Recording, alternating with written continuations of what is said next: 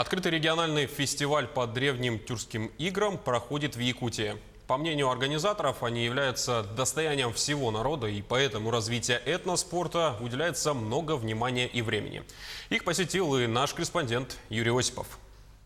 Главная меткость. Участники из Казахстана привезли на фестиваль свою традиционную игру асыкату. Аслан играет в нее с малых лет и дважды становился чемпионом Казахстана. Это очень популярная игра. Сейчас эта игра хорошо развивается в Казахстане. Многие международные и чемпионаты Казахстана бывают. В основном меткость требует.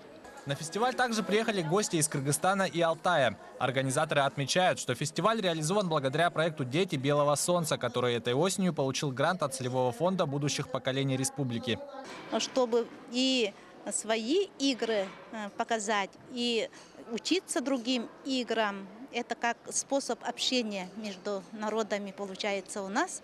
И вот с этой целью мы планировали провести фестиваль. Еще одна игра, которую привезли участники из Казахстана, бесасык. По правилам она очень напоминает якутскую традиционную игру хамска. Асык и хамска, они очень похожи.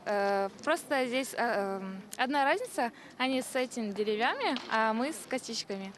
И показать вам, как играть. Сначала первый тур по одному должна взять. Вот так. На хамске тоже точно так же, вот так. Раскидайте и по одному. Сегодня традиционные национальные игры приобретают все большую популярность. Организаторы фестиваля говорят о том, что их сохранение – это вклад в развитие культуры разных народов. Вообще это правильное начинание, я думаю так.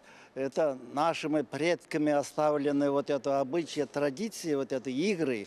Мы должны их сохранять, внести свой вклад и передать будущему подрастающему поколению. Наша обязанность, так должно быть. Фестиваль проходит на протяжении 3 дней. Участников более 200 человек.